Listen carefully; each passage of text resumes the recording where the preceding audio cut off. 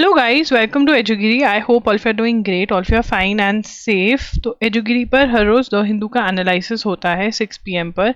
And अगर आप कोई भी एग्जाम की प्रिपरेशन कर रहे हैं जिसमें करंट अफेयर्स आता है तो this is going to be of great help, right. तो 17 जून का न्यूज़पेपर एनालिसिस स्टार्ट करेंगे। कमेंट कर देना कि आपका एनालिसिस कैसा लगा and also do like this video and do consider subscribing to our channel अगर आपको नोटिफिकेशन चाहिए, राइट।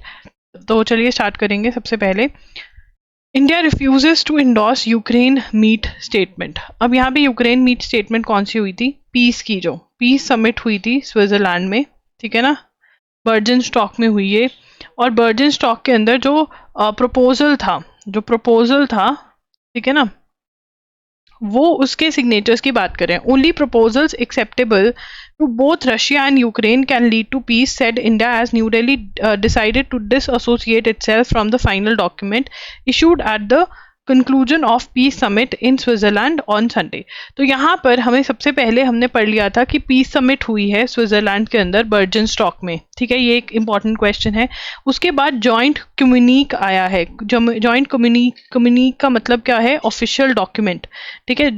कम्युनिक का मतलब मैंने कल भी लिखवाया था आपको। ऑफिशियल डॉक्यूमेंट आया है, जॉइंट कम्युनिक आया है ऑन अ पीस फ्रेमवर्क, ठीक है ना, कि भाई ये होना चाहिए, डिसीजन हुआ। पीस समिट क्यों हुई, पीस फ्रेमवर्क क्यों आया? क्योंकि यूक्रेन रशिया की लड़ाई से लेकर के ये आया है। बर्जन स्टॉक में 2 डे समिट हुई थी। इंडिया ने पार्टिसिपेट किया बट इंडिया ने इस जॉइंट कम्युनिक पे साइन करने से मना कर दिया। इंडिया ने क्या कहा कि अगर आपको सच में ही पीस समिट करनी है तो इंडिया कहता है मेरे अकॉर्डिंग आपको रशिया को भी बुलाना चाहिए। मेरे अकॉर्डिंग आप रशिया को डिसोसिएट कर पीस नहीं कर सकते, क्योंकि लड़ाई तो यूक्रेन रशिया की, पूरा वर्ल्ड क्या कर लेगा अगर रशिया यूक्रेन साथ में नहीं बैठेंगे। The communique which called for protection of Ukraine's territorial integrity and was built on Ukraine's peace formula and the UN charter and resolution was thus sign by more than 80 countries. तो वहां पर 80 countries जो हैं उन्होंने ये peace document को sign किया, but India ने मना कर दिया। सऊदी अरेबिया और कौन सी कंट्रीज ने? Ukraine president Vladimir Zelensky address the summit but Russian president Vladimir Putin was not invited. तो ये सबसे बड़ी इंपॉर्टेंट चीज़ है कि जो रशिया के प्रेसिडेंट है उनको इनवाइट ही नहीं किया गया था इस पीस समिट में, ठीक है ना। और पीस समिट क्यों हो रही है? क्योंकि रशिया यूक्रेन की लड़ाई हो रही है। Saudi Arabia, South Africa, Thailand, Indonesia, Mexico and the UAE were among the countries that refuse to sign the communique. Now this is very very important कि इंडिया के साथ साथ कौन सी ऐसी कंट्रीज थी और जिन्होंने ये कम्युनिक साइन करने का, मतलब ऑफिशियल ऑर्डर जो एंड ऑफ समिट में हुआ, जो डिसीजंस लिए गए, वो साइन करने से किसने मना किया? इंडिया ने तो करा ही करा, साथ में Saudi Arabia, South Africa, Thailand, Indonesia, Mexico ने भी मना कर दिया एंड UAE ने भी मना कर दिया, ठीक है ना। तो अब यहाँ पर हमें एक तो स्मिथ नाम बनेगा, स्मिथ बन रहा है, मीटू, स्मिथ S हो गया, मिट्स S में बना, स्मीटू बन रहा है शॉर्ट में, इसका स्मिटू बन जाएगा, स्मीटू, ठीक है ना। स्मिथ से स्मिटू, ठीक है। Brazil maintained on observer status and China decline the invitation to participate. तो ब्राजील ने ऑब्जर्वर स्टेटस ही मेंटेन किया, चाइना ने तो इन्विटेशन ही डिक्लाइन कर लिया कि मेरे को तो आना ही नहीं है। तो यहाँ पर हम लिखेंगे, ठीक है, तो यहाँ पर क्या लिखेंगे? Peace document, India refuses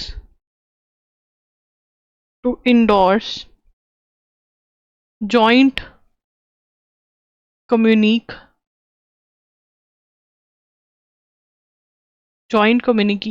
on a peace framework in peace summit at peace summit। तो हमें यहाँ पर याद रखना है, मैंने कल भी लिखाया था, बर्जन स्टॉक स्विट्जरलैंड में पीस समिट हुई यूक्रेन रशिया की वॉर से लेकर। इंडिया ने रिफ्यूज कर दिया जॉइंट कम्युनिक को साइन करने के लिए। कम्युनिक क्या होता है? Official order. ऑफिशियल ऑर्डर को साइन करने से मना कर दिया, इंडोर्स करने से मना कर दिया इंडिया ने। इंडिया के साथ साथ 7 और कंट्रीज हैं, 7 other countries refused, 7 other countries refused, ठीक है ना। अब वो हमने नीचे पढ़ लिया कि और कौन कौन सी कंट्रीज ने रिफ्यूज करा है, तो हमने बनाया स्मीटू। स्मीटू में कौन कौन है? सऊदी अरेबिया, याद करने की कोशिश करेंगे यहाँ पर, Saudi Arabia, South Africa, Mexico, Indonesia, Thailand and UAE. तो अब चेक कर लेते हैं, ये कंट्रीज है ना, यही कंट्रीज है ना, स्मितू सही बनाए, Saudi Arabia, South Africa, Thailand, Indonesia, Mexico and UAE, और साथ में इंडिया। 1 2 3 4 5 6 7 कंट्रीज ने रिफ्यूज किया, उनका नाम हमने याद कर लिया, और हमने ट्रिक क्या लगाई है, स्मितू लगाई है। इसमें इंडिया 2 बार है और एस 2 बार है, ठीक है ना।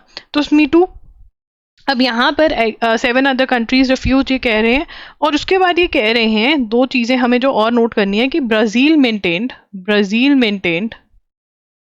मेंटेन्ड स्टेटस को, sorry, Brazil maintained observer status, ठीक है ना। और चाइना को बुलाया गया था, China decline the invitation to participate. China का डिक्लाइन हो गया इनविटेशन, और Vladimir Putin, Russian president Vladimir Putin was not invited, ठीक है ना। और इसके अंदर क्या है, 80 कंट्रीज जो हैं उन्होंने साइन किया है, 80 कंट्रीज साइंड बाय रेजोल्यूशन,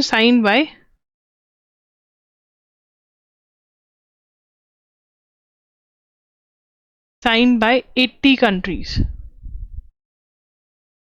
तो यहां पर आपको क्या पता होना चाहिए कि देखो यार, यूक्रेन और रशिया की वॉर से रिलेटेड स्विट्जरलैंड में बर्जन स्टॉक में पीस समिट हुई, इंडिया को इनविटेशन गया, इंडिया गया वहां पर, बट उसने वो जो डॉक्यूमेंट था जो एंड में समिट के साइन करना था, वो साइन करने से मना कर दिया, जॉइंट कम्युनिक जिसको बोल रहे हैं।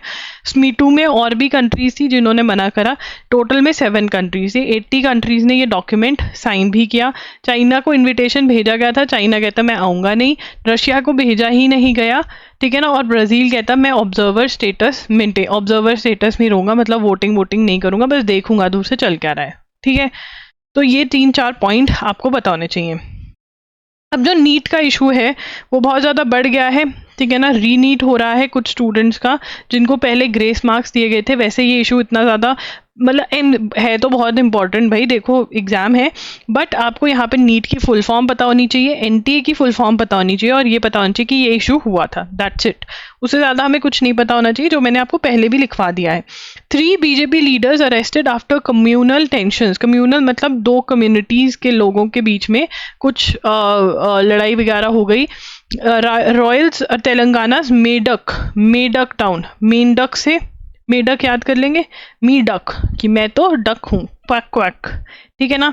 तो मेडक टाउन, कम्यूनल टेंशन लिख लेंगे, कम्यूनल टेंशन इन तेलंगाना, कोई कैटल को लेकर के डिस्प्यूट हुआ है, क्योंकि आज ईद है, ईद मुबारक, ठीक है। तो उससे रिलेटेड कोई डिस्प्यूट हुआ है, हिंदू मुस्लिम इशू है। तो यहाँ पर जो हिंदू मुस्लिम इशू होता है, जैसे हरियाणा के नूह में हुआ था, तो उन्होंने ये पूछा था कि इस महीने में कुछ इशू हुआ था इस स्टेट में, आप डिस्ट्रिक्ट का नाम बता दो, टाउन का नाम। तो मेडक टाउन, मेंढक से या मीडक से आप याद कर सकते हो, ट्रिक ये लगा सकते हो। क्या ट्रिक लगा सकते हो, मैं लिख देती हूँ ट्रिक क्या लगेगी यहाँ पर, मीडक या मेंढक, ठीक है ना, मेंढक इज फ्रॉग, ठीक है। चलो आगे चलते हैं। Amid boycott by opposition MPs,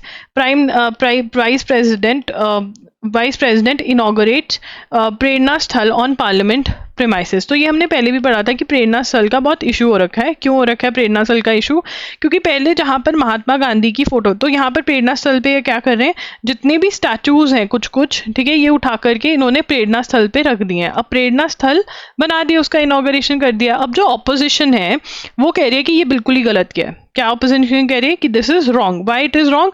opposition कह रही है कि जहां पर महात्मा गांधी का स्टैचू पड़ा होता था पहले, ठीक है ना, वहां पर वो पॉइंट ऐसा था जहां पर हम प्रोटेस्ट करते थे बैठकर, ठीक है ना, पीसफुल प्रोटेस्ट वहीं पर होती थी, ठीक है ना। तो ये इन्होंने गलत किया है, ठीक है, तो यहाँ पे पढ़ लेते हैं। वाइस प्रेसिडेंट जगदीप धनखड़, जिन्होंने न्यूज़पेपर नया नया पढ़ना स्टार्ट किया है, उनको पता होना चाहिए कि हमारे वाइस प्रेसिडेंट कौन है, जगदीप धनखड़ हैं। उन्होंने क्या इनॉग्रेट किया, प्रेरणा स्थल इनॉग्रेट किया पार्लियामेंट हाउस के प्रीमाइसेस पे, which accommodates 15 statues of freedom fighters and icons of Indian history relocated from various parts of the compound. ठीक है, बहुत सारे जो डिफरेंट डिफरेंट एरियाज थे पार्लियामेंट के, वहां से ये रीलोकेट करे गए हैं। तो opposition has protested the move, opposition ने इस पे प्रोटेस्ट करा है। क्यों? मिस्टर धनखड़ सेड प्रेरणा स्थल was inspiring in that statues of great national icons including that of former deputy prime minister Devilal, under whose mentorship his own political journey and had begun, were in one place for anyone who visits the parliament. Opposition leader, however, said the shifting of the statues, especially those of Mahatma Gandhi and Dr. B.R. Ambedkar, earlier located at prominent places on the premises, will affect the locations where leaders gather to protest against the government. यहाँ पर ये protest करते थे, वहाँ के location से लगा करके रीलोकेट किया है, तो वो कह रहे हैं ये गलत है। The statue of Mahatma Gandhi in meditative posture located right in front of old parliament building had immense significance, क्योंकि members often conducted peaceful and democratic protest। तो ये मिस्टर खरगे ने बोला, जो कांग्रेस के प्रेसिडेंट है, उन्होंने बोला। ठीक है ना, तो यहाँ पर हमें क्या पता होना चाहिए, हमें पता होना चाहिए प्रेरणा स्थल के बारे में। ठीक है, प्रेरणा स्थल inaugurated by vice president, ठीक है, 15 statues of freedom fighters or icons of Indian history relocated from different parts of parliament to this place, to प्रेरणा स्थल। ठीक है ना, अब हमने कल लिख लिया था कि प्रोटेस्ट क्यों चल रही है, वो कह रहे हैं कि हम तो भाई वहाँ पे प्रोटेस्ट करते होते थे, तो ऑपोजिशन कह रही है गलत है। तो प्रेरणा स्थल कहाँ पर है, पार्लियामेंट में। बस इतना ही पता होना चाहिए, आगे चलेंगे। क्रिमिनलाइजिंग वर्ड्स, अब यहाँ पर ये बात कर रहे हैं किसके, अरुंधति रॉय की, जिसके बारे में हम ऑलरेडी बात कर चुके हैं। मैंने आपको वो भी दिखाया था कि इन्होंने बोला था कि जम्मू एंड कश्मीर कभी इंडिया का पार्ट है ही नहीं है, ये ऐसे ही बोली जा रहे हैं। ये 2010 का केस है, ठीक है ना। और अब यहाँ पर दिल्ली के जो लेफ्टिनेंट गवर्नर है वीके सक्सेना, उन्होंने परमिशन दे दी है कि प्रोसिक्यूट करना है, कि एक्शन, लीगल एक्शन लिया जाए किसके अगेंस्ट द कश्मीर का जो एक प्रोफेसर है अरुंधति रॉय और शेख शौकत हुसैन के अगेंस्ट, क्योंकि उन्होंने बोला कि कश्मीर कभी इंडिया का पार्ट ही नहीं था। 2010 में बोला था ये उन्होंने, ठीक है। तो वो section 13 of unlawful action prevention act के अंदर ये परमिशन है, ग्रांट करी गई है। उन्होंने कहा है कि गलत है, नेशनल यूनिटी के अगेंस्ट बोल रहे थे ये लोग, ठीक है ना। अब यहाँ पर जो एडिटोरियल है, NLSAT वाले प्लीज डू अटेंशन दे, ठीक है। यहाँ पर आप ये समझ लें, तो यहाँ पर ये एक्शन लिया जा रहा है। एंड जो NLSAT वाले बच्चे हैं, जो ऐसे राइटिंग के लिए ये प्रोपोजिशन पूछी जा सकती है लीगल वाले सेक्शन में, बट बाकी सबको जो MCQ क्वेश्चन हैं वो भी पता होना चाहिए। The recent one is presumably on half of the central government, the appropriate authority. अब यहाँ पर ये कह रहे हैं कि इन्होंने परमिशन दे दी, ठीक है ना। पर ये कह रहे हैं कि 2010 का केस है, तब की सरकार ने तो कोई एक्शन लिया नहीं कि अगर इन्होंने गलत बोला था तो ये क्यों ले रहे हैं, ये तो बदला लेने की बात कर रहे हैं, ये गलत है, ये सही नहीं है, ऐसा एडिटोरियल में। अब ये ओपिनियन है, दिस इज ओपिनियन। तो जितने भी NLSAT वाले बच्चे हैं, ये ओपिनियन को मैंने यहाँ पर पॉज कर दिया है, प्लीज़ इसको अच्छे से पढ़ लें कि इसमें क्या लिखा हुआ है, ठीक है ना। ओपिनियन को अच्छे से पढ़ लें और बस पढ़कर नोट करने की इसमें से कुछ भी ज़रूरत नहीं है। ये वाले नोट्स हमने पहले बनाए हुए हैं, अगर आपने नहीं बनाए हुए तो यहाँ वाले जहाँ जहाँ भी मैंने बॉक्सेस बनाए हुए हैं वो आप बनाएंगे। सबसे पहले आपको जो क्वेश्चन आ सकते हैं यहाँ पर, नेम्स, कि किन किन के अगेंस्ट एक्शन लिया जा रहा है, कौन से ईयर में इन्होंने क्या बोला था कि कश्मीर कभी भी इंडिया का पार्ट नहीं है, और अब यहाँ पर किसने परमिशन दी है, वीके सक्सेना ने दी है। वीके सक्सेना कौन है, दिल्ली के लेफ्टिनेंट जनरल है, गवर्नर है, सॉरी जनरल नहीं, उन्होंने, दिल्ली के लेफ्टिनेंट गवर्नर ने परमिशन दी है कि एक्शन लिया जाए इनके अगेंस्ट। कौन से सेक्शन के अंदर एक्शन लिया जा रहा है, कौन से लॉ के अंदर, UAPA के अंदर। UAPA की फुल फॉर्म क्या होती है, ये 4 पॉइंटर्स जो हैं ये इंपॉर्टेंट है, अगर आपने नहीं नोट्स बनाए तो बना लीजिए, ठीक है ना। तो यहाँ पर ये बोल रहे हैं कि इतना पुराना केस है, क्यों उठाने की जरूरत थी। regime that has found it expedient only now to do so as part of its continuing crackdown on outspoken critics ठीक है ना, जो आउटस्पोकन है, जो क्रिटिसाइज करते हैं गवर्नमेंट की पॉलिसीज को, उनको पकड़ रहे हैं, ये बोला जा रहा है। ठीक है ना, again this is a leftist opinion. ठीक है ना, और लेफ्टिस्ट ओपिनियन आपको ज्यादा पता रहनी चाहिए एनएलसैट वालों को। ठीक है, चलो आगे चलते हैं। The FIR included section 13 of UAP which seeks to punish unlawful activities. Speeches made at the conference may have contained imputations about the status of Kashmir, but it is doubtful if a mere speech in the absence of a call to arms or instigation of violence would amount to unlawful activity. अब ये कह रहे हैं कि एक बात बोलने से क्या ही हो जाता है, वहां पे आर्म्स एंड एम्यूनेशन थोड़ा उठा करके आगे थे, उन्होंने तो सिर्फ बोला कि जम्मू एंड कश्मीर इंडिया का कभी पार्ट ही नहीं था, जो ये कर रहे हैं ये बिल्कुल गलत कर रहे हैं। ठीक है ना, तो अगर वो स्पीच आप पढ़ना चाहते हैं तो वो भी पढ़ सकते हैं, मैंने भी पढ़ी थी, बट मैं अपनी ओपिनियन उस पर नहीं दूंगी, आपकी ओपिनियन मैटर ज़्यादा करती है, मेरी नहीं। जेंडर पैरिटी में be climbing upwards world wide with the global gender gap starting, और मैं यहाँ पे लिख देती हूँ, एडिटोरियल्स यहाँ से स्टार्ट हो रहे हैं। ठीक है ना, हाँ एडिटोरियल्स यहाँ से स्टार्ट हो रहे हैं।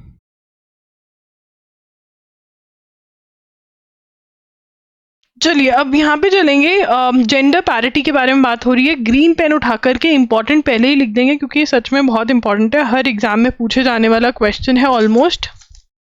ठीक है, चलिए स्टार्ट करते हैं। एक मिनट, मेरा फ्लॉश नहीं मिल रहा और मेरे दांत में कुछ फंसा हुआ है। हाँ, then the glacier pace of change, glacier space नहीं, पेस एक्सट्रीमली स्लो। ठीक है, अब वो कह रहे हैं जेंडर पैरिटी। जेंडर पैरिटी मतलब लड़का और लड़की हर चीज़ में इक्वल हो, कोई डिफरेंस ना हो, वो जो है वो बहुत, मतलब वो कह रहे हैं कि ऐसा होता हुआ दिख नहीं रहा है, क्योंकि gender global gender gap standing 68.5% closed in 2024, but the glacial pace of change, it was 68.4% in 2023, is a grim statistic.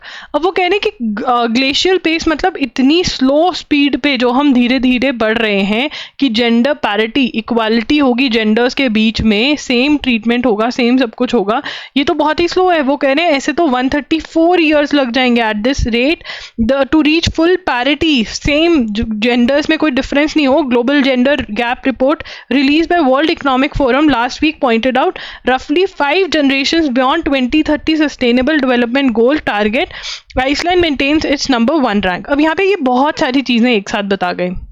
एक तो इन्होंने बताया कि जेंडर पैरिटी कितने पर है, ठीक है ना, 2024 के अंदर कितनी है, 2023 में कितनी है, और जिस हिसाब से ये ग्रो करिए 134 ईयर्स लग जाएंगे कि हम इक्वालिटी लेकर आ पाए, लड़का और लड़की में जेंडर्स में गैप खत्म हो पाए। ये किसने बोला है? ये ग्लोबल जेंडर गैप रिपोर्ट आती है, वर्ल्ड इकोनॉमिक फोरम ये रिपोर्ट लेकर आता है, and this is a PYQ, this is a PYQ, her exam में ये पूछा जाता है, सो दिस इज इंपॉर्टेंट। ठीक है, अब ये क्या कह रहे हैं, 2030 सस्टेनेबल डेवलपमेंट गोल्स। अब ये 2030 सस्टेनेबल डेवलपमेंट गोल्स क्या है? तो यूएन, यूनाइटेड नेशंस अपने मेंबर कंट्रीज के लिए कुछ गोल्स लेकर आया, उन्होंने सेट किए कि आप ये करेंगे, आप ये करेंगे, क्लीन ड्रिंकिंग वाटर प्रोवाइड करेंगे, कुछ बेसिक के गोल्स लेकर आया अपनी कंट्रीज के लिए, जो उनको कहा गया है कि आप 2030 तक अचीव कर लीजिए। और उनको क्या बुलाया गया, ये जो मैं लिख रही हूँ लिखना नहीं है अभी, ये कुछ भी सस्टेनेबल डेवलपमेंट गोल्स दिया गया है, 2030 तक अचीव करना है। And what if someone is not able to achieve, they are not mandatory, ये मैंडेटरी नहीं है, नहीं अचीव होगा तो नहीं अचीव होगा। ठीक है, बट गोल सेट किए हैं। वो कह रहे हैं कि सस्टेनेबल डेवलपमेंट गोल्स के बाद भी बहुत 5 जनरेशन लग जाएंगी कि ये पैरिटी आ सके। अब यहाँ पर जो रिपोर्ट आई है कि जेंडर इक्वालिटी कहाँ पर सबसे सही चल रही है, आइसलैंड में चल रही है, जहाँ पर 93.5% है, and is the only economy to have over 90% of its gender gap. India has slipped 2 places to 129 out of 146 countries. Last year it ranked 127 after having jumped 8 places from 135 in 2022. India has closed 64.1% of its gender parity in 2024. The report noted, leaving policymakers with a huge window of opportunity to do better. The slight regression, according to report, is mainly due to small declines in the spheres of education and political empowerment. With a population of over 140 crore, even 2 steps back means staggering numbers. Though India, it pointed out, had shown a slight improvement in economic participation and opportunity for the last few years, it would need 6.2%. अब यहाँ पर ये सारी चीज़ें बताई जा रही हैं, तो हमें नोट्स क्या बनाने हैं यहाँ पर, हमें नोट्स क्या बनाने ये हम देख लेते हैं। तो सबसे पहले हम क्या बनाएंगे, हम लिखेंगे global gender gap report released by world economic forum, ये फोरम इकोनॉमिक देखती है, तो ये किसके ऊपर रिपोर्ट, इकोनॉमिक्स वगैरह सारा देखती है, तो ये ग्लोबल जेंडर रिपोर्ट रिलीज करती है। ये PYQ है, ये इंपॉर्टेंट है। अब यहाँ पर फर्स्ट कौन आया इस साल, आइसलैंड। आइसलैंड फर्स्ट आया। इंडिया क्या आया है, इंडिया का 129 है आउट ऑफ 146 कंट्रीज, ठीक है ना। और ये कह रहे हैं ग्लोबल, ये वाला क्वेश्चन लीस्ट एक्सपेक्टेड है, ठीक है। ग्लोबल जेंडर गैप कितना है, ये क्वेश्चन कभी आया नहीं है। ग्लोबल जेंडर गैप कितना है, 68.5% 2024 में। जो ऐसे राइटिंग वाले हैं वो तो इसको ज़रूर लिखें, ऐसे राइटिंग में बता सकते हैं कि ये चल रहा है और कहा जा रहा है कि अगर ऐसा ही चलता रहा तो जेंडर पैरिटी अचीव करना बहुत ही डिफिकल्ट हो जाएगा। तो यहाँ से ये क्वेश्चन, ये तीनों पॉइंट्स में क्वेश्चन है बेटा जी, तीनों पॉइंट में क्वेश्चन, कहीं से भी क्वेश्चन, ये तीनों में से एक क्वेश्चन आएगा 100%। हलवा है। World economic forum global gender gap report लेकर आती है। इंडिया का रैंक 129 आया 146 कंट्रीज में, और फर्स्ट आइसलैंड आया है, ठीक है। One of the way of achieving the objective will be through bridging gender gaps in say the labour force participation rate, to do that through. तो इकोनॉमिक पार्टिसिपेशन, वुमेन जो है उनको काम करने के लिए उत्साहित करना कि जॉब्स करें वो, ठीक है ना। Drop out from higher education, उनकी एजुकेशन कंप्लीट करवाना ज़रूरी है, जॉब्स के लिए स्किल्स देना ज़रूरी है। Safety at the work place, अगर बहुत सारी लड़कियां ऐसी होती हैं, अगर वो अपने घर पे जाके बता दें मेरे वर्क स्पेस सेफ नहीं है, instead of their parents making sure कि कुछ किया जाए to make the work space safe, वो कहते हैं तुम ही काम पे मत जाओ, that is not right. And helping them keep a job after marriage, ठीक है। मैरिज के बाद जॉब नहीं रख पा रहे क्योंकि हस्बैंड्स क्या चाहते हैं कि लड़की मेरी सेवा करे, राइट, तो वो नहीं होना चाहिए। In education the gap between men and women's literacy 17.2% points while leaving India at 124th rank on this indicator. India has part bear in political empowerment, political empowerment में इंडिया बहुत अच्छा कर रहा है, बट एजुकेशन और जो marriage के बाद वर्क है उसके अंदर जो इंडिया है वो बहुत पीछे रह रहा है, ये बोला जा रहा है। ये ऐसे राइटिंग वालों के लिए बहुत इंपॉर्टेंट है। उसके बाद high court take on marriage act, on special marriage act. तो स्पेशल मैरिज एक्ट क्यों लेकर आई थी हमारी गवर्नमेंट, क्यों लेकर आई थी स्पेशल मैरिज एक्ट? वो इसलिए लेकर आई थी कि जो इंटरफेथ मैरिजेस हैं, मतलब हिंदू मुस्लिम या कोई भी जो अलग फेथ के मैरिजेस हैं, वो रजिस्टर हो सकें, उनकी शादियां हो सकें। तो 1954 में ये एक्ट लेकर आए थे। बट क्या हुआ, Madhya Pradesh high court while hearing the arguments the high court went into the question on whether such a marriage of a Muslim boy with a Hindu girl under the act would constitute a valid marriage, कि एक अगर मुस्लिम लड़का एक हिंदू लड़की से शादी करता है, वो मैरिज जो है वो वैलिड होगी या नहीं। The high court then proceeded to not grant police protection to the unmarried couple on the ground that there would amount to invalid marriage. तो उन्होंने बोला कि एक हिंदू लड़के और एक मुस्लिम लड़का, मुस्लिम बॉय और हिंदू गर्ल के बीच में जो मैरिड है वो इनवैलिड है। अब यहाँ पर द वेरी क्वेश्चन, अब स्पेशल मैरिज एक्ट पे क्वेश्चन उठ जाता है कि स्पेशल मैरिज एक्ट लेकर ही इसलिए आए थे कि इंटरफेथ इंटर रिलीजन मैरिज हो सके, ठीक है। और यहाँ पर कोर्ट ने ये कह दिया है, by doing so the high court has reverse the gains in the jurisprudence on the right to choice of partner. तो राइट टू चॉइस पे जूरिस्प्रूडेंस, जो लॉ के अंदर हमारी आगे हम बड़े थे, जिसके अंदर हम बात कर रहे थे कि एक लड़का लड़की को राइट है कि वो अपना पार्टनर चूज करें, हम उसके अंदर शायद पीछे चले गए हैं, ये एडिटर बोल रहा है। Well settle and have rewritten the well setting objectives of special marriage act. वो कह रहे हैं स्पेशल मैरिज एक्ट इसीलिए लेकर आए थे और आज इसी पे क्वेश्चन उठ गया है।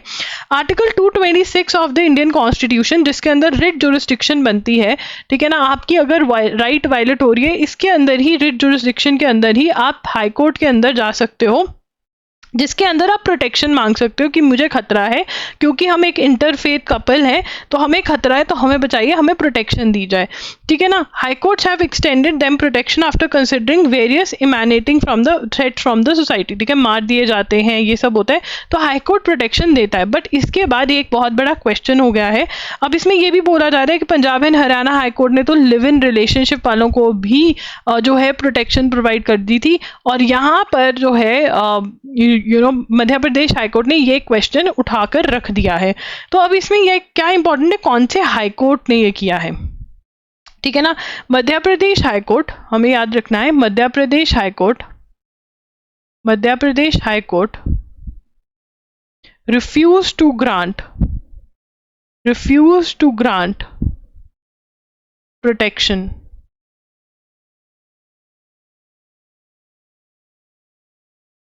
Muslim boy and Hindu girl, High Court says marriage invalid.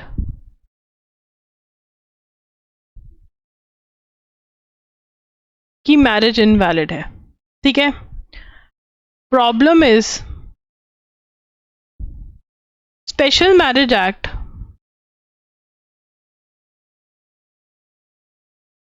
1954, अब यहाँ पे 1954 बहुत इंपॉर्टेंट है। Special marriage act 1954 around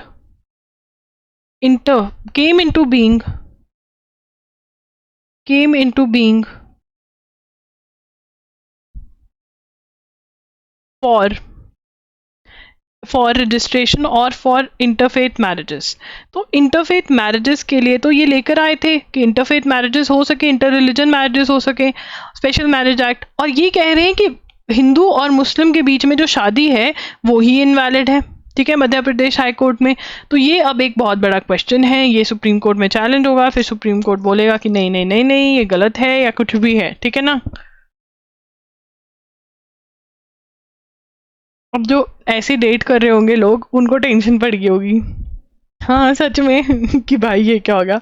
posh act, rising cases under posh act point two better reporting. Posh act क्या है? पॉश एक्ट का फुल फॉर्म है the sexual harassment of women at work place prevention prohibition redressal. जो women work place पे जा रही है उसकी सेक्चुअल हरासमेंट ना हो सके, तब ये लेकर आए थे। स्टेम का मतलब क्या होता है? स्टेम का मतलब कि आप साइंस, टेक्नोलॉजी, इंजीनियरिंग या मैथ्स के प्रोफेशन में जा रहे हो। अब वहाँ पे क्या कह रहे हैं? More and more women are into STEM, मतलब साइंस, टेक्नोलॉजी, इंजीनियरिंग और मैथ्स कोर्सेज में जा रहे हैं इंडिया में, resulting in them landing in jobs in corporate houses, specially in IT sector.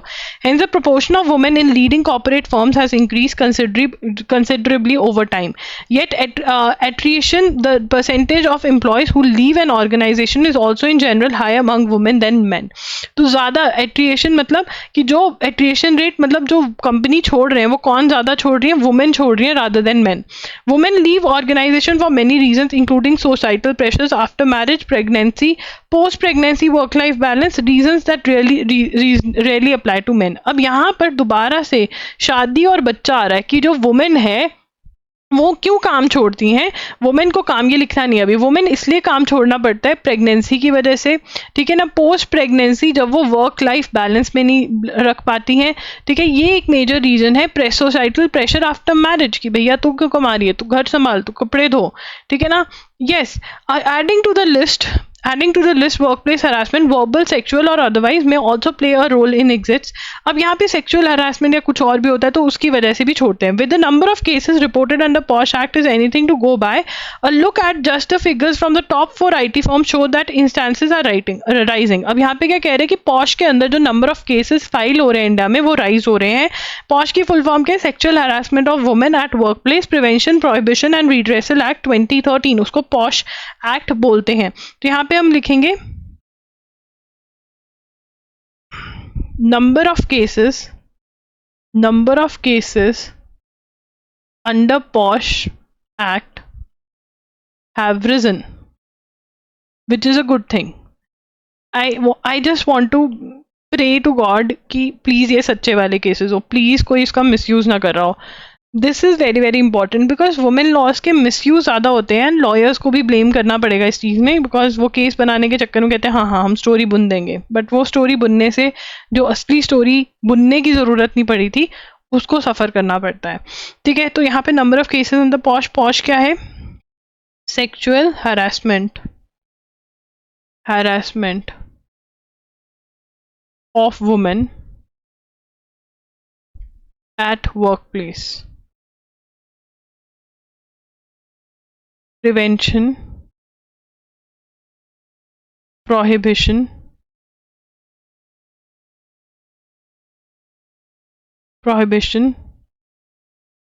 and redressal Act 2013, that is POSH Act, ठीक है ना। ऑब्जेक्टिव क्या था इसका?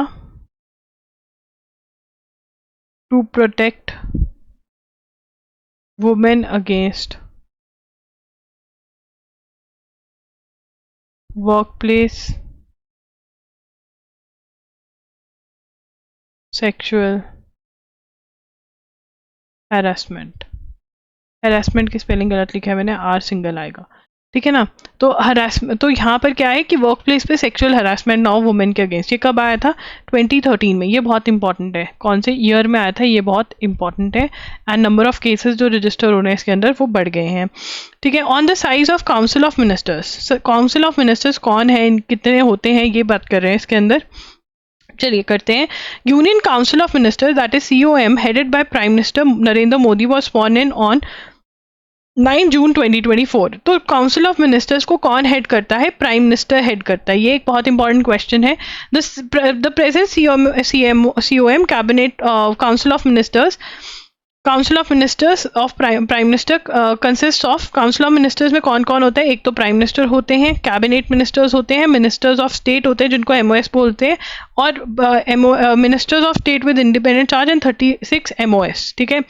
अब ये कौन कौन होते हैं ये भी इन्होंने आगे हमें बताया। India is a parliamentary democracy. हमने ये पार्लियामेंट्री डेमोक्रेसी किससे कॉपी करी है? UK से, ठीक है ना। पार्लियामेंट्री फॉर्म ऑफ गवर्नमेंट है, डेमोक्रेसी है, with president as a nominal head, nominated head. Indirect elections होते हैं प्रेसिडेंट को इलेक्ट करने के लिए, ठीक है, नॉमिनल हेड है। Article 74 of the constitution provide that there shall be a COM। Article 74 of constitution क्या कहता है?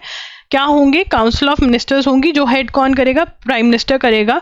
To aid and advice the president, president को एड एंड एडवाइस करने के लिए ये होते हैं।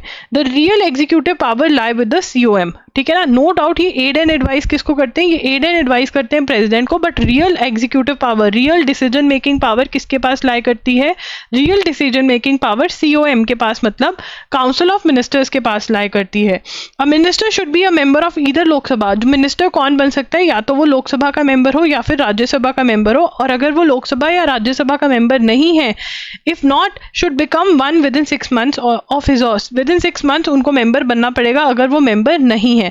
अब पार्लियामेंट में 2 हाउसेज हैं, एक राज्यसभा है और एक लोकसभा है। लोकसभा में डायरेक्ट इलेक्शंस होते हैं, राज्यसभा में इनडायरेक्ट इलेक्शंस होते हैं, ठीक है ना। इन दोनों में से एक हाउस का मेंबर होना पड़ेगा अगर आपको मिनिस्टर बनना है। अगर आप नहीं हो और आपको मिनिस्टर बना दिया गया तो विद इन 6 months आपको इन दोनों हाउसेस का मेंबर बनना पड़ेगा। A similar setup prevails with the state के अंदर भी चीफ मिनिस्टर और उसकी काउंसिल ऑफ मिनिस्टर्स होते हैं, गवर्नर होते हैं। The COM consist of, state के अंदर the COM council of minister consist of cabinet minister, MOS with independent charge, MOS and a deputy minister. The constitution does not classify the members of COM into different ranks. अब वो कह रहे हैं council of ministers में जो आगे differentiation करी हुई है कि COM के अंदर कैबिनेट मिनिस्टर्स होते हैं, ये डिफ्रेंसिएशन नहीं करी गई है हमारी कॉन्स्टिट्यूशन में, बट इनफॉर्मली ये करी जाती है और हमने ब्रिटिश प्रैक्टिस को फॉलो किया है। Cabinet ministers are higher in rank and handle large portfolios. Cabinet ministers कौन होते हैं? जो हायर इन रैंक होते हैं और वो बड़े बड़े पोर्टफोलियोज, मतलब बड़े बड़े सब्जेक्ट्स को हैंडल करते हैं, जैसे कि होम मिनिस्टर, जैसे कि डिफेंस, जैसे कि फाइनेंस, जैसे कि फॉरेन मिनिस्टर। ये सारे जो हैं ये बड़े बड़े पोर्टफोलियोज हैं and they are part of the cabinet. मतलब काउंसिल ऑफ मिनिस्टर्स है, ये बड़ा काउंसिल ऑफ मिनिस्टर्स है, और काउंसिल ऑफ मिनिस्टर्स में कहाँ आते हैं? कैबिनेट मिनिस्टर्स आते हैं। काउंसिल ऑफ मिनिस्टर्स के विद इन कैबिनेट मिनिस्टर्स आते हैं। While MOS assist the cabinet ministers, जो MOS होते हैं, ठीक है ना, मिनिस्टर ऑफ स्टेट होते हैं, वो क्या करते हैं? वो कैबिनेट मिनिस्टर्स को असिस्ट करते हैं and work under them. MOS with independent charge directly report to the prime minister. जो MOS विद इंडिपेंडेंट चार्ज होते हैं उनका क्या डिफरेंस होता है? वो directly prime minister for their respective ministry, वो प्राइम मिनिस्टर को रिपोर्ट करते हैं फॉर देयर मिनिस्ट्रीज। बढ़िया। What is the constitutional limit? कितने मेंबर्स हो सकते हैं काउंसिल ऑफ मिनिस्टर्स ने? The first COM at the time of independence had 15 ministers only. जब जवाहरलाल नेहरू ने अपनी सरकार बनाई तो 15 मिनिस्टर्स ही थे। After the first general elections in 1952 Nehru inducted around 30 ministers. Over the years the size of EMO has gradually increase, 50-60 हो गया। Deve Gowda, JK were sworn in, 34 ministers. 1999 में Atal Bihari Vajpayee, 74 ministers. The size of CMO was unwillingly in some of the large state becoming unwillingly in, मतलब बहुत बड़ा हो रहा था। तो फिर क्या हुआ? 79 मिनिस्टर्स थे उत्तर प्रदेश में जब मायावती CM बनी 2002 में।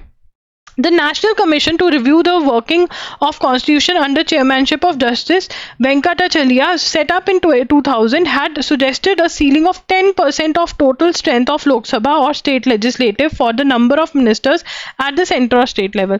तो यहाँ पर इन्होंने कहा कि एक लिमिट तो डालनी पड़ेगी क्योंकि इतने इतने मिनिस्टर्स बना रहे हैं. तो नेशनल कमीशन ने बिठाया, the national commission to review, national commission को बोला गया कि आप वर्किंग ऑफ कॉन्स्टिट्यूशन रिव्यू करो अंडर जस्टिस वेंकटचरिया. तो 2000 के अंदर उन्होंने ईयर 2000 में क्या कहा, 10% of total strength of Lok Sabha आपका COM होना चाहिए, that is council of ministers. Finally through the 91st constitutional amendment, finally 91st constitutional amendment हुई 2003 में, the total number of ministers including PM, CM and COM was limited to 15% of the total strength of Lok Sabha और the state legislative. ये भी important है, ठीक है. There is no minimum required, कोई minimum required नहीं है, मैक्सिमम रिक्वायरमेंट है. ये नहीं कि इतने होने चाहिए, 20, 30, 40 होने चाहिए. मिनिमम रिक्वायर्ड नहीं है सेंट्रल लेवल पे, but smaller state, even the smaller state should have a minimum of 12 ministers. ये स्मॉलर स्टेट्स की रिक्वायरमेंट है. For union territory of NCT of Delhi, Jammu Kashmir, the maximum limit is 10% of the total strength of the assembly. A thorny issue even after the limit on number of ministers is the appointment of parliamentary secretaries in various state. अब वो कह रहे हैं कि no doubt COM council of ministers पे limit कर दिया, but इसको कट करने के लिए, नंबर बढ़ाने के लिए क्या करने लग गए, पार्लियामेंट्री सेक्रेटरीज अपॉइंट करने लग गए. The office of parliamentary secretary also has its origin in the British system. Parliamentary secretary का जो ओरिजिन है वो भी ब्रिटिश पार्लियामेंट्री सिस्टम में है. In India the post of PS was first created in 1951. They have not been a regular feature in the central government thereafter, and the last PS at the center was appointed in 1990. However, various states have continued with their appointment to circumvent the limit. अब यहाँ पर वो कह रहे हैं कि central level पे तो पार्लियामेंट्री सेक्रेटरीज नहीं अपॉइंट होते, बट स्टेट के अंदर बहुत ज़्यादा होते हैं. High courts of Punjab, Haryana and so have quash the appointment. उन्होंने कहा कि नहीं, ये सही नहीं, आप नहीं अपॉइंट कर सकते. The supreme court in July 2017 had declared a law passed by Assam in 2004 for the appointment of PS as unconstitutional. 2017 में सुप्रीम कोर्ट ने जो 2004 में एक लॉ बना था जिसमें PS अपॉइंट हो रहे थे असम के अंदर, उसको अनकॉन्स्टिट्यूशनल डिक्लेयर कर दिया. मतलब supreme court has also held that this concept of having principal parliamentary secretary is not correct. तो अब इसके नोट्स बनाएंगे.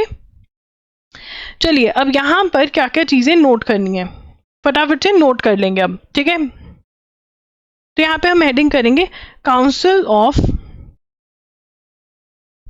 ऑफ मिनिस्टर्स, जिसको COM भी बोला जाता है, ठीक है. तो काउंसिल ऑफ मिनिस्टर्स क्या है, तो यहां पर हमें article 74 of Constitution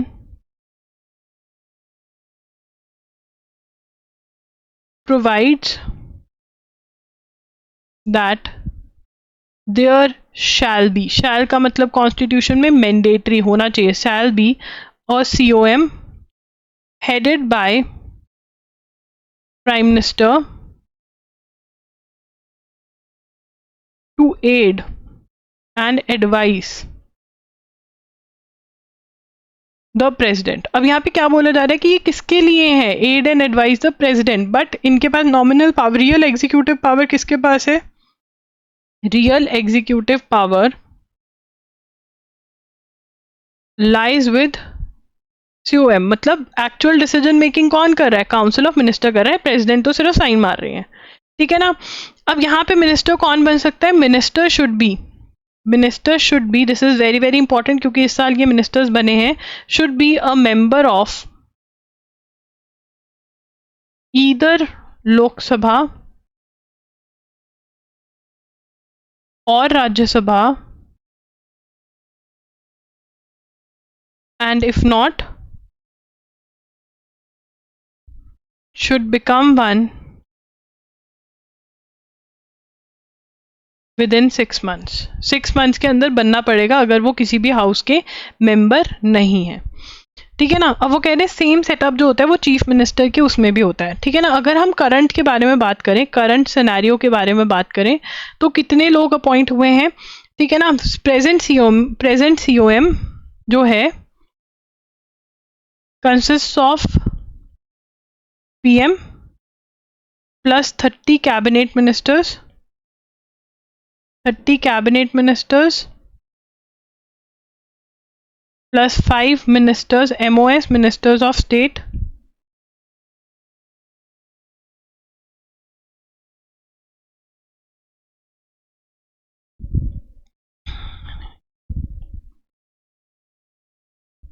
ministers of state, ठीक है ना, with independent charge, 5 ministers with independent, 36 ministers of, एक मिनट ये ढंग से लिख लेते हैं, plus 5 ministers of state with independent charge plus 36 MOS, 36 ministers of state, ठीक है ना। ये तो हमारा करंट सिनेरियो चल रहा था, बहुत बढ़िया। अब आगे चलेंगे। अब यहाँ पर जो कैबिनेट होती है उसकी डेफिनेशन दी हुई है, ठीक है ना। कैबिनेट क्या होती है, कैबिनेट की डेफिनेशन दी हुई है, there is no formal classification of COM in constitution में कोई भी डिवीजन नहीं है काउंसिल ऑफ मिनिस्टर्स में, बट काउंसिल ऑफ मिनिस्टर्स में इनफॉर्मल डिवीजन है। और इनफॉर्मल डिवीजन में क्या डिवीजन है कि कैबिनेट मिनिस्टर्स होते हैं, और जो कैबिनेट मिनिस्टर्स होते हैं वो क्या करते हैं, वो इम्पॉर्टेंट लार्ज ये क्या करते हैं, cabinet are higher in rank and handle large portfolios, ठीक है ना। जो मैंने आपको बताया फाइनेंस और ये सब कुछ ये हैंडल करते हैं, ठीक है, बहुत बढ़िया बात है। And work with them, MOS जो होते हैं, अब यहाँ पर हमने कैबिनेट डिसाइन बता दिया क्या होता है। MOS जो होते हैं वो असिस्ट द कैबिनेट मिनिस्टर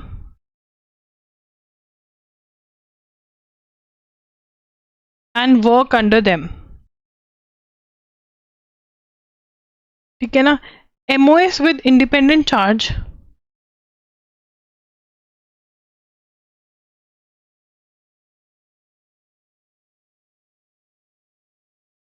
ये किसके अंदर आता है, directly under PM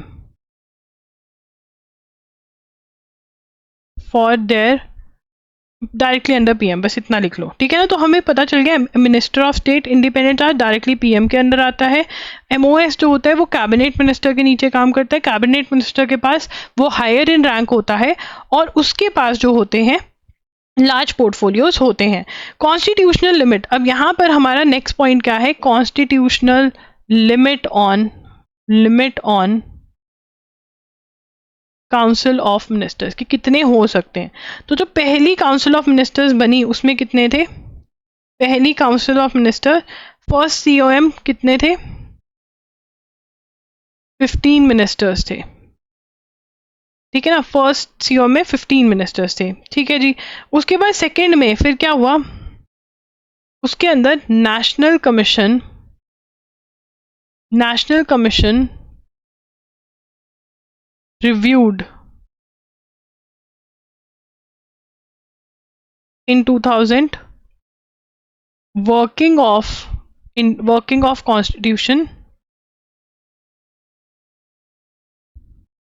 so under chairmanship of Justice Venkatachalya, ठीक है। क्या suggested a ceiling of 10%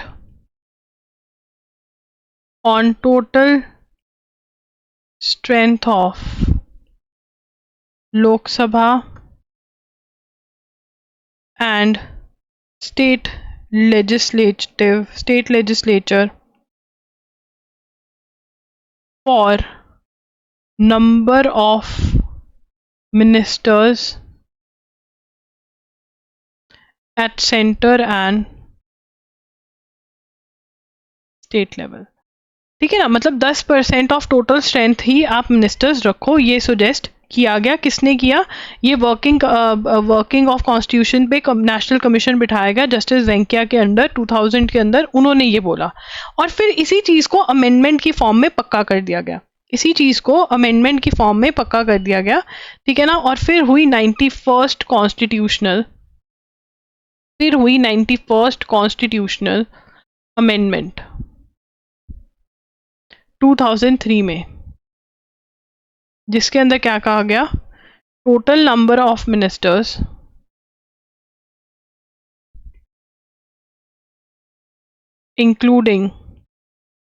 including PM or CM in CAOM was limited to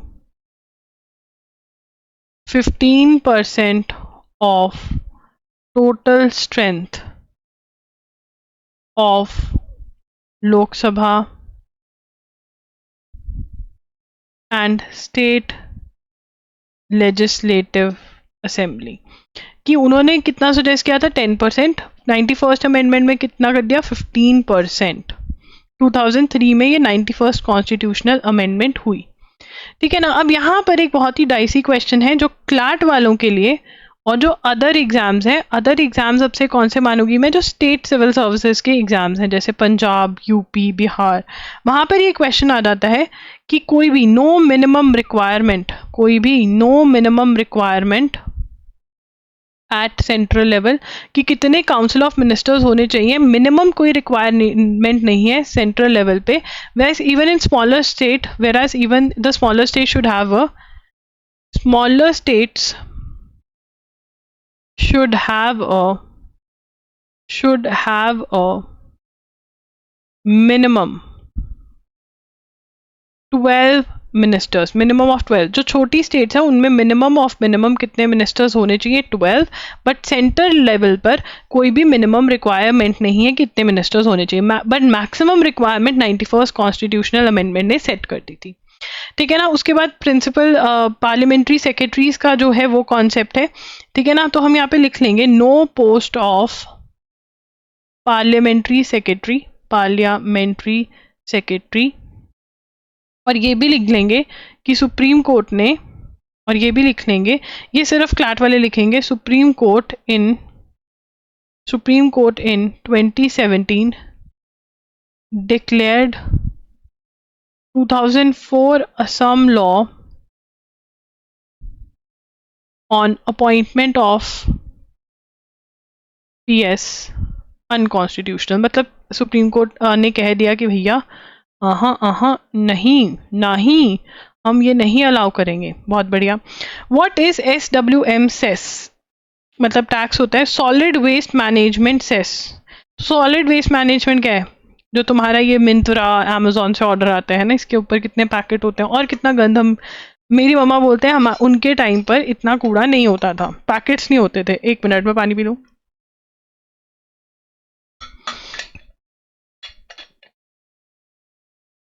और हमारे यहाँ डस्टबिन कितने बड़े बड़े हो गए हम। अब सॉलिड वेस्ट मैनेजमेंट के लिए वो कह रहे हैं, बैंगलोर वाले कह रहे हैं कि हम 100 रुपये लेंगे, तो ठीक है ना, पर मंथ। और लोग कह रहे हैं नहीं ये बहुत ज़्यादा है।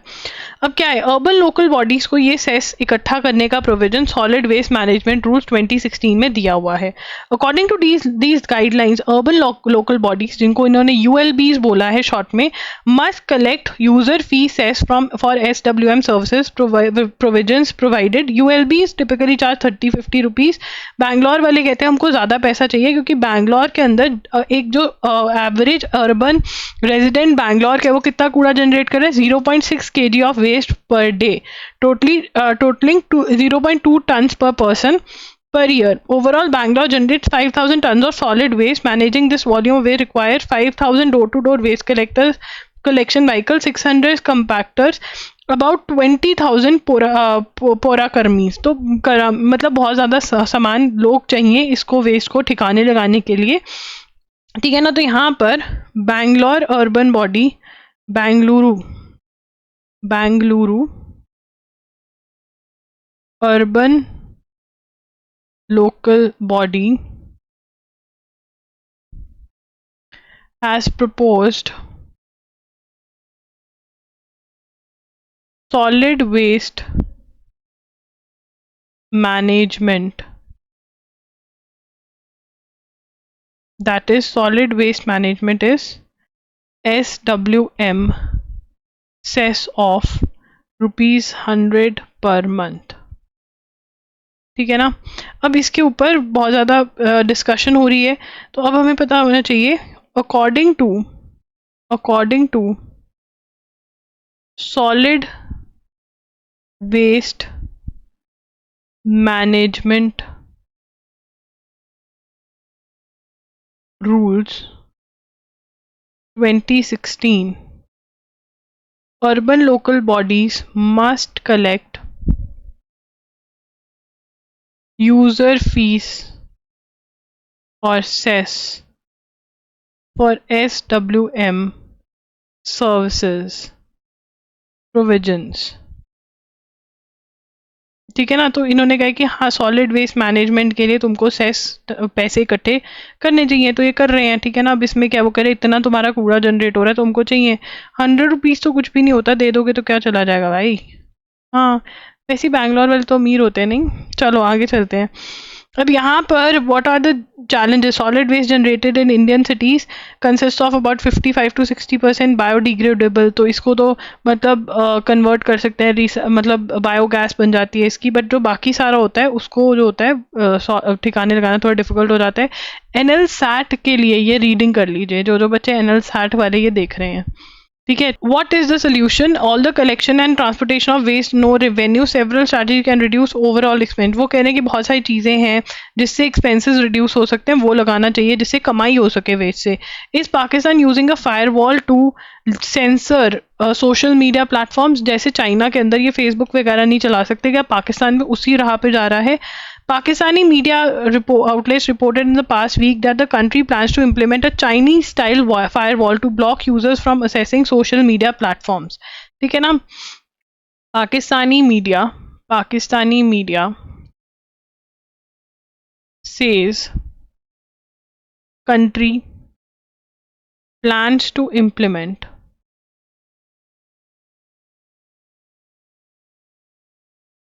a Chinese-style firewall to block users from accessing social media platforms. तो मतलब पाकिस्तान में जो लोग हैं वो सोशल मीडिया प्लेटफॉर्म जैसे चाइना वाले लोग नहीं असेस कर सकते, वैसे नहीं कर पाएंगे, ऐसा बोल रहे हैं वहाँ के। Newspaper Pakistan Observer and Daily Osaf claim the government is ready to set up national firewall to stop people from accessing Facebook and YouTube, Twitter। These outlets also noted that these are plans for filtering keywords to enforce the policy and block unwanted content। Other media reports claim even those using virtual private networks to access the internet would be hit by digital firewall। अब यहाँ पर जो government है वहाँ की वो कह रहे हैं कि नहीं हम तो हेट और मिस इन्फॉर्मेशन ख़त्म करना चाहते हैं, बट वहाँ की मीडिया कह रही है कि ये लोग social media platforms like Facebook, YouTube और एक्स जो ट्विटर जो है उसको यूज़ करने नहीं देंगे। आगे चलेंगे। Elon Musk and former minister Rajeev Chandrasekhar argue on EVM security. EVM की फुल फॉर्म क्या है? Electronic voting machine. अभी मैंने कमेंट्स में देखा था, कोई पूछ रहा था कि हमें ईवीएम के बारे में कितना पढ़ना चाहिए। बेटा उतना जितना मैंने पढ़ाया हुआ है। आई थिंक मे के अंदर I have taken a complete editorial on that. वो आप उठा करके पढ़ लेंगे तो जिंदगी संवर जाएगी तुम्हारी। फॉर्मर मिनिस्टर, अब यहाँ पर एलन मस्क जो हैं यूएसए में कई इलेक्शंस हुए थे, तो उन्होंने कहा कि ईवीएम्स जो है वो बिल्कुल भी सही नहीं है क्योंकि उसके अंदर गड़बड़ी हो जाती है, तो इसलिए बैलेट पेपर यूज़ करना चाहिए। बैलेट पेपर मतलब पेपर के थ्रू वोटिंग होनी चाहिए, ना कि मशीन्स के थ्रू। ठीक है ना।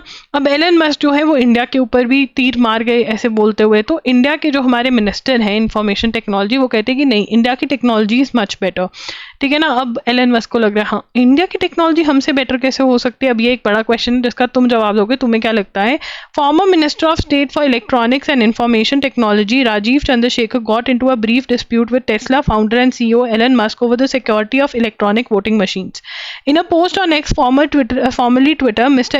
Musk had commented in the unreliability of these machines in response to reports of irregularities in Puerto Rico। USA में इलेक्शंस हो रहे थे, वहां पर irregularities इरेगुलरिटीज हुई हैं. Mister Chandrasekhar responded that these concerns did not apply to Indian voting machine. Mister Musk was referring to a report on software issues with EVM supplied by American firm Dominion Voting Systems. तो Dominion Voting Systems को जो है faced a flood of scrutiny in the aftermath of 2020.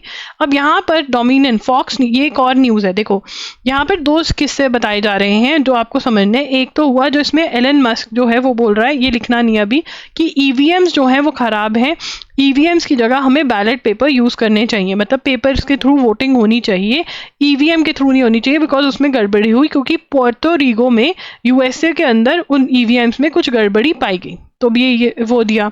तो हमारे जो minister है उन्होंने बोला कि ये चीज़ जो है ये इंडिया पे लागू नहीं होती है. तीसरी चीज़ क्या हुई, यूएसए की जो ईवीएम्स है उसके ऊपर क्वेश्चन उठाया था. किसने? फॉक्स न्यूज़ ने क्वेश्चन उठाया था कि अरे ये जो ईवीएम्स हैं ख़राब हैं, ये सही नहीं है. बहुत सारी चेकिंग हुई और जो कंपनी है वहाँ की डोमिनियन वोटिंग सिस्टम्स, ठीक है ना, पता चला कि नहीं वो बिल्कुल सही है. इनफैक्ट जो फॉक्स न्यूज़ है उनके अगेंस्ट डेफेमेशन का केस लेकर आई डोमिनियन वाले, और फॉक्स न्यूज़ को बहुत सारे पैसे देने पड़े थे डोमिनियन वालों को कि ठीक है भाई तुम्हारी मशीन बिल्कुल सही है. Mister must have said we should eliminate electronic voting machines. The risk of being hacked by humans or AI while small is still too high. ठीक है ना, वो कह रहे हैं कि स्मॉल है बट हाँ हो सकता है कि हैक हो जाए और सब हो जाए. तो यहाँ पर अब चलेंगे, ठीक है, लिखेंगे Elon Musk tweets about security of electronic voting machines. ठीक है, एलन मस्क ने किया. अब क्यों किया? Why? Irregularities in EVMs in Puerto Rico, ठीक है, यूएसए. ठीक है, तो software was referring to a report on software issues with EVM supplied by software of EVM supplied by Dominion voting systems in USA. Earlier, Fox News paid compensation to above company.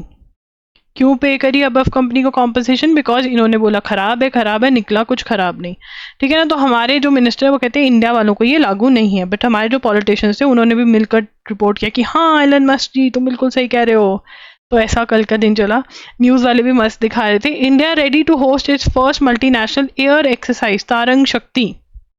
ठीक है ना, first multinational air exercise Tarang Shakti. ठीक है ना, तारा शक्ति. अब यहाँ पे the Indian air forces first multinational air exercise Tarang Shakti will be held in August and is likely to see the participation of 10 countries, for the above, in addition to a few other acting as observers. Enriched with red flag exercise जो USA में हुई है, जहाँ से वो आए हैं तो वो बड़े खुश हो गए. ठीक है, तारंग शक्ति 2024 which is the first ever Indian multinational air exercise to be held later this year. The IAF said on Sunday in a statement on the just concluded red flag exercise hosted in by USA Air Force. The plan is to invite friendly foreign countries with whom the IAF interacts regularly and has a certain degree of interoperability. Official Tarang Shakti was earlier planned to be held in 2023 पर नहीं हो पाई. The first will be held in southern India. पहला phase जो है, इसके 2 phases हैं exercise के, 2 phases हैं. पहला फेज सदर्न इंडिया में होगा in the first 2 weeks of August and the second will be in western sector from the end of August to mid-September. Some countries will participate in both phases while others will join in one of the 2 phases. Among the countries sending contingents are Australia, France, Germany, Japan, Spain, United Arab Emirates, United Kingdom and the United States. Germany will be deployed so and so. Aircraft will be ठीक है. The red flag exercise, red flag, relationship से नाम उठा लिया US वालों ने. Red flag exercise hosted by US Air Force from so and so concluded at Eelson Air Force Base, Alaska. This was the second edition of Red Flag exercise. Is hosted 4 times a year by USAF. This year the exercise is hosted 4 times a year. Apart from हाँ इतने वेले हैं. Apart from the IAF, the edition saw the participation of Singapore Air Force, UK. ठीक है, मतलब हमारी India वाले भी गए थे और ये लोग भी गए थे. तो यहाँ पर हमें सबसे पहले किसके बारे में पता होना चाहिए? तारंग शक्ति. और ले आओ ग्रीन 10 और लगा दो इम्पोर्टेंट का टैग. यस, बहुत इम्पोर्टेंट है ये. इम्पोर्टेंट, इम्पोर्टेंटो. यस, कुछ भी बोलती रहती हूँ मैं. India to host first multinational air exercise. ठीक है ना, इंडिया होस्ट करेगा पहली. जहां पर फर्स्ट आ जाए तो बस एग्जामिनर देखते ही डाल देता है क्वेश्चन की पहली डाल दो. पहला पहला प्यार है एग्जामिनर का. हाँ, पहले से तो प्यार ही है ना. तारंग शक्ति. ठीक है ना, क्या है ये? Air exercise. मतलब इंडियन एयरफोर्स वाले खाना पीना अरेंज करेंगे. मल्टीनेशनल, बहुत सारी कंट्रीज आएंगी. ठीक है, अब यहाँ पर 10 कंट्रीज का तो जिनके साथ हमारे दोस्ती वाले रिलेशन है वो तो आएंगे ही आएंगे. ठीक है, उसके बाद the first will be held in 2 phases हैं इसके अंदर. 2 फेजेस हैं. पहला फेज कहाँ पर होगा? फर्स्ट फेज सदर्न इंडिया में, दूसरा वेस्टर्न सेक्टर में. सेकेंड फेज वेस्टर्न सेक्टर में. ठीक है जी, हमें ये पता होना चाहिए 2 फेजेस हैं. ठीक है ना, वेस्टर्न सेक्टर में. उसके बाद हमें क्या? Friendly nations to be invited. अब ये तो हमें भी पता है कि फ्रेंडली ही, मतलब ये लिखवा रही हूँ मैं, बट तुम्हें अगर तुम्हें लगता है कि ये कॉमन सेंस है तो मत लिखो. ठीक है, तो कॉमन सेंस ही फ्रेंडली को बुलाएंगे. पाकिस्तान को थोड़ी चल प्रैक्टिस करते हैं कि क्या अगर हमने लग गई वॉर तो देखते हैं क्या होगा, है ना. ये चलो, रेड फ्लैग, तुम्हारे रिलेशनशिप का रेड फ्लैग एक्सरसाइज. वो देख रहे हैं कि कौन कैसा बिहेव कर रहा है. अमेरिका वाले कहते हैं हम देख रहे हैं कौन से देश रेड फ्लैग है हमारे लिए. अब यहाँ पे रेड फ्लैग एक्सरसाइज किसने होस्ट करी? Hosted by US air force. ठीक है ना, जून 2024 के अंदर. Included at Eielson air force base, Alaska. hosted 4 times a year. ये सेकेंड एडिशन था. Second edition this year, second edition था ये वाला. बस ठीक है, हमें पता होना चाहिए रॉयल फ्लैग एक्सरसाइज क्या है. ठीक है ना, और ये वाली पता होना चाहिए कि इंडिया की पहली है. बस इतना ही नोट करना था. सारी स्टोरी क्यों सुनाई मैडम फिर आपने? क्योंकि बेटा ज़रूरी है, तुम्हें एग्जाम में ये कहानियाँ याद आएंगी. न्यू क्रिमिनल लॉज आ जाएंगे. नए नए लॉज, नए नए क्राइम, ऐसे ही चलता रहेगा देश हमारा. emphasizing that the new crime laws have been brought after widespread consultation, Union Law Minister Arjun Ram Meghwal, ये नाम याद रखना है, on Sunday said the new laws will come into force on 1 जुलाई. दोबारा आ गया पहला पहला प्यार.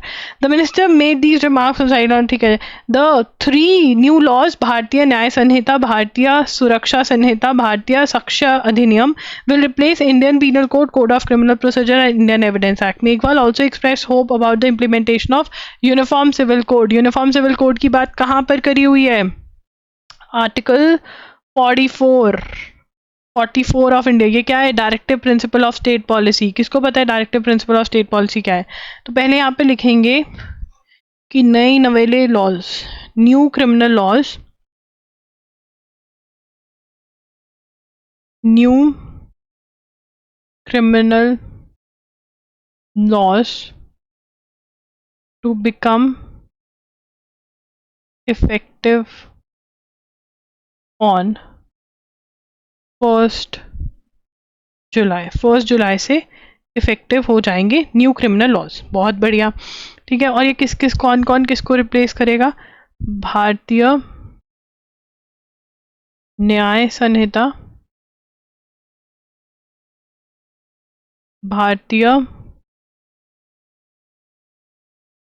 सुरक्षा संहिता एंड भारतीय साक्ष्य अधिनियम, ठीक है, to replace IPC, CrPC and Indian Evidence Act, ठीक है ना। अब आपको जो नए लॉज हैं उनका नाम याद रखना माननीय है, मतलब ज़रूरी है, इंडियन एविडेंस लॉ, ठीक है। अब इसके बाद यहाँ पे किसकी बात करें, यूनिफॉर्म सिविल कोड की बात करें, यूनिफॉर्म सिविल कोड की बात करें तो यूनिफॉर्म सिविल कोड क्या होता है। यूनिफॉर्म सिविल कोड की बात आर्टिकल 44 ऑफ इंडियन कॉन्स्टिट्यूशन में करी हुई है। यूनिफॉर्म सिविल कोड क्या कहता है, सेम लॉज फॉर ऑल। तो आप कहोगे सेम ही तो है, पर भैया डाइवोर्स, अडॉप्शन, प्रॉपर्टी किसको जाएगी, ये सबके सेम लॉज नहीं है, ये पर्सनल लॉज एप्लीकेबल होते हैं। बट अगर सेम लॉज एप्लीकेबल करने हैं, आर्टिकल 44 कहता है, जो कि डायरेक्टिव प्रिंसिपल है, directive principle of state policy apply करना मैंडेटरी नहीं होता, सरकार की मर्जी है, वो करे तो करे, ना करे तो ना करे, हम में तुम में कोई कोर्ट नहीं जा सकता कि ये अप्लाई करो। That is the difference between directive principle and fundamental right. Fundamental right violate हो गई तो तुम सीधा जाओगे सुप्रीम कोर्ट या हाई कोर्ट की, देखो क्या कर रहे हैं, बचाओ मुझे। PM Modi to release 17th instalment of Kisan Samman निधि। किसान सम्मान निधि के बारे में हमने बात कर ली थी जून के स्टार्टिंग में ही। The scheme fully funded by union government extends income support of ₹6,000 a year in 3 equal installments to all land holding farmer families with a family defined as husband, wife and minor children। तो ये important है, this is important, ये हम लिख चुके हैं already. We से अब यहाँ पे Namibia allrounder announce his retirement from international cricket, ठीक है ना। डेविड वाइज, बहुत ही ज़्यादा वाइज है, डेविड वाइज, डेविड वाइज क्या के हैं, नमीबिया के, retirement from international cricket, international cricket, बहुत ही बढ़िया, मतलब ठीक है, अब अपनी लाइफ एंजॉय करो। Ukraine peace summit ends with hope, बहुत ज़्यादा होप। अब क्या होप है, the 2-day summit on peace Ukraine at Burgenstock Switzerland, ठीक है, hoping for an end to war. 80 countries, 4 organization of the 100 attending supported the joint कम्युनिक। अब यहाँ पे 4 ऑर्गेनाइजेशन, 80 + 4 ऑर्गेनाइजेशन हम यहाँ पर ऐड करेंगे, ठीक है ना। हमने अपने नोट्स बनाए हुए हैं, फटाफट से वहीं पे चलते हैं। चलो चलो चलो चलो चलो चलो चलो, इतनी पढ़ाई कर ली आज हमने। आज थोड़ा न्यूज़पेपर पढ़ा था बेटा, ऐश के दिन गए, इलेक्शन खत्म, अब पढ़नी पड़ेगी। जो तुम कहते थे ना दीदी मैम ये तो इतना छोटा सा है, सेशन इतना छोटा क्यों है बेटा, अब बड़ा हो जाएगा, फिर तुम रोगे अब। हाँ, बच्चों का मैसेज आता था इतना छोटा सेशन क्यों है बेटा, न्यूज़ नहीं थी, कोड ऑफ कंडक्ट लगा हुआ था, लो अब नजारे जिंदगी के। अब तुम्हारी पढ़ाई होगी सही, अभी तो चिल, अभी तो ये तो सिर्फ ऐसे ही चल रहा था न्यूज़पेपर। अब ये क्या कह रहे हैं, इसका नाम क्या है, पार्ट 2 पीस समिट, ये जरूर लिख लेना वही नोट्स पे जहाँ पर पेज घुमा के तुम गए थे अभी। पार्ट 2 पीस समिट इसको बोल रहे हैं, ठीक है ना, बहुत ही बढ़िया बात है। अब यहाँ पे the elephant in the room, वो कह रहे हैं कि जो मेन बात है कि इन्होंने रशिया को बुलाया नहीं, रशिया को बुलाना चाहिए था भाई, लड़ाई तो इन दोनों के बीच में हो रही है, ठीक है ना, तो ये भी चीज़ है। अब यहाँ पर it is important to note that Switzerland unlike China, India और the united state is also a signatory to Rome statute. Switzerland ने रोम स्टैचू साइन किया हुआ है, जिसके अंदर अगर and uphold decision of International Criminal Court in the Hague which has indicted mister Putin. अब ये हमें अलग स्टोरी लिखनी है। Switzerland has signed Rome statute and upholds decision of